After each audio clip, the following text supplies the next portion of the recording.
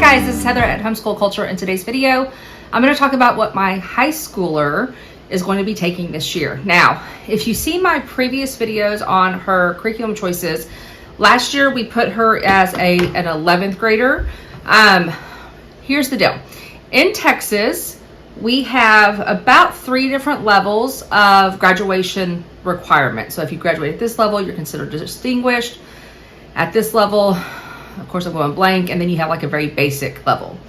And so most of us strive for like that intermediate level or distinguished. But as a homeschooler, I was like, well, if she's going to go to, if she's going to end up going to a 2-year junior college first, it doesn't really matter. It's just something on paper that it's in the grand scheme of things, it doesn't really matter, in my opinion. And this is coming from a high school counselor, etc. Again, if I was in the public school system, it'd be different, but as a homeschooler, it's not that big of a deal, in my opinion. So I thought, okay, we'll go through 11th grade. We'll do, the bare minimum 12th grade and let her start taking dual credit classes.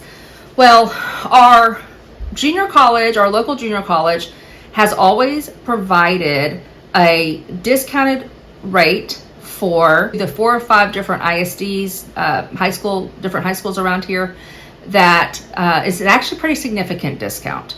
And so it makes the course roughly $75 to $100 a course, depending on the number of hours, 3 versus 4 hour class.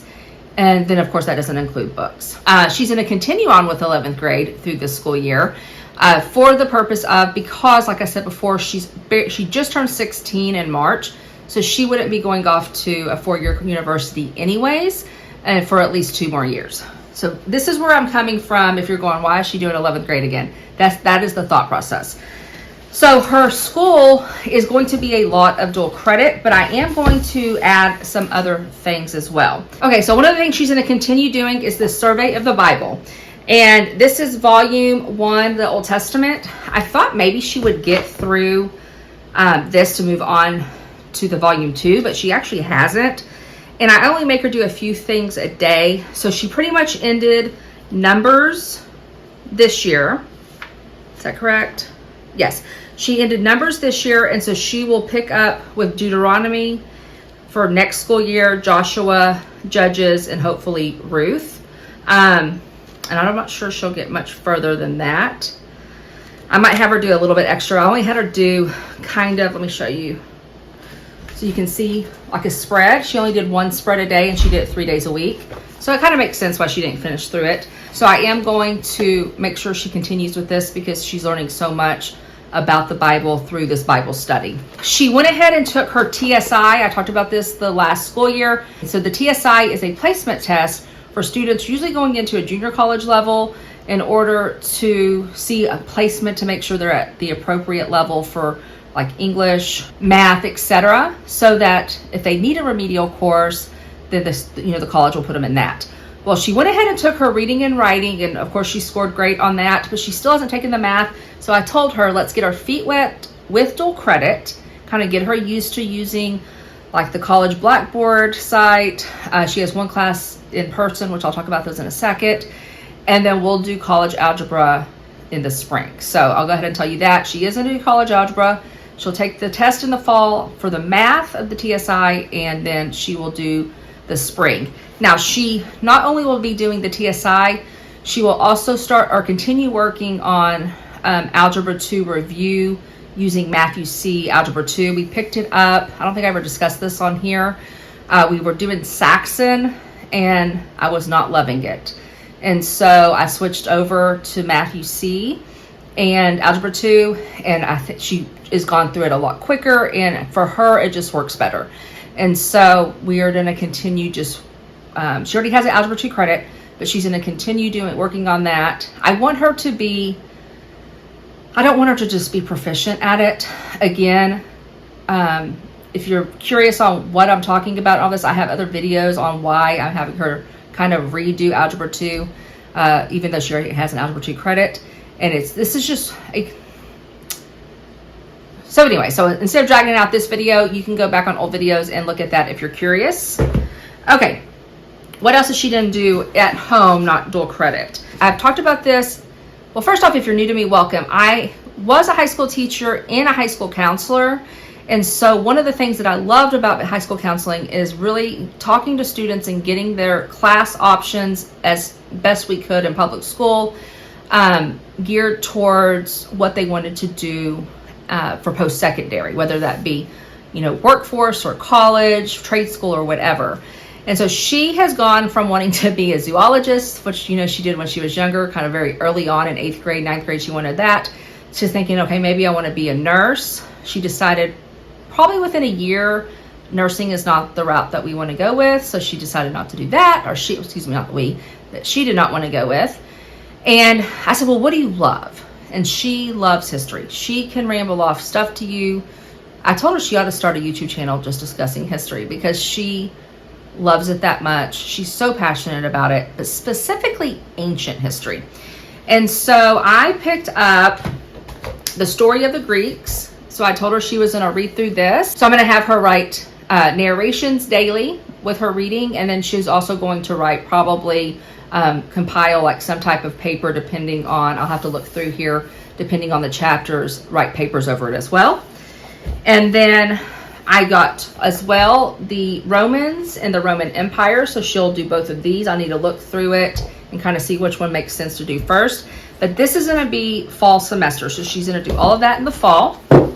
And the same thing, I'll have her do the narrations daily, written narrations, and then some type of paper at so many chapters, going through so many chapters. I'm not an expert on it, so I might kind of leave it up to her in that regard and kind of see where she goes with it for the papers. Just kind of leave it open-ended. Like you're going to have to do X amount of papers, for the semester, because she does love to like correlate and talk it out with me, like between time periods and different civilizations and things like that. So I feel like she might even have to get some other books on that to help supplement, but she probably could write some really good papers just based on things that we've discussed before that I know she's really passionate about.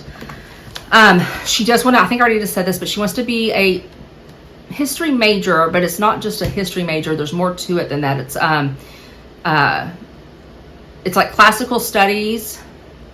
She really wants to dual major. She wants to dual into classical studies, ancient times, and history. And so she's looking at other colleges now. She looked at Liberty a little bit. Now she's looking at Emory, which is in Georgia. And so, again, my goal as the mom is just to try to get her everything she needs to be ready for that. And make sure, continue giving her work that is geared towards that to make sure she doesn't lose interest and it's like, okay, I don't want to do this. Because I'd rather buy these right now and her read through this and do the work and I go, you know what, I'm not really interested in that anymore, than decide that, hey, I'm going to do a whole career based around it. Does that make sense? So that is my goal for that. Okay, so, last book. So the last thing I bought, because I told her, I'm like, we started Plutarch, and we've always kind of been on the fence of like Charlotte Mason, classical, the little traditional, thrown in there. And I picked up Plutarch once or twice, and I just was not into it. I didn't enjoy it, so we didn't do it like in group subjects. But I told her, I said, you've got to have a book on Plutarch because he writes so much about that time period that I think it would be a disservice not having her do this. So I don't expect her to finish this whole book. This is the whole Plutarch Lives. So it's the Plutarch Lives of the Noble Grecians and Romans, translated by John Dryden. And so it is from the Modern Library publication. And so it's not the original text, but I'm okay with that. I know she wants to get through it and kind of, do a lot of it. And so I got her the modern version instead of the original writings. I don't know. I'm sure some of y'all that are Charlotte Mason don't agree with that, but that's what we did. And she's excited to start that. Okay, so what else is she going to take for high school? 11th grade again. She's going to take Comp 1, and the way and I don't know if a lot of junior colleges are doing this. I don't necessarily like it, but I understand it because they're trying to get people in the workforce. They do the normal 16-week courses, some, and then they do a bunch of courses, 8-week courses. And so she's doing 3 courses in the fall. She's going to do Comp 1 for the whole 16 weeks in person. So she'll be going up to the school to do that. And then the first 6 weeks, she is doing BCIS, which is a computer, it's called Business Computer Information System. It was actually a class that I taught at the high school level. And it's pretty much your Microsoft suite. So Word, Excel, PowerPoint, Access. And then also like, what is software? What is hardware? Different terminologies that you just kind of need to know as a computer, person working on computers, like utilizing a computer, not like a computer technician. And then the second 8 weeks, she's going to take art appreciation, which I'm excited for her because she loves art. And so I think she'll love that class. So for the spring, her 16-week course will be college algebra. And then she will probably take 2 8-week courses of U.S. History 1301, U.S. History 1302. And then for 12th grade year, come back and I'll tell you what she's going to do next year or for that. But I already kind of have that planned out as well. Oh, okay. So the last thing that I forgot to write down on my notes, but I know that we're going to try to get, is a Latin course. We did Latin back in elementary and we kind of just let it go. And I don't think she remembers a ton of it, but because of the college degrees that she wants, she really needs to know Latin and she needs to know ancient Greek. I think that's right. And so she's going to start with Latin. I really want to work on that this summer and get her the best one possible. That is my plans. She doesn't plan on doing anything over the summer except continuing with Algebra 2. She'll work on a few hours a day, if even, maybe 3 days a week, just reviewing things. She does work, 25 to 30 hours a week right now during the summer. Of course, that will pare back down to like about 12 to 15 hours. But she does have a job, and so I don't want to overwhelm her.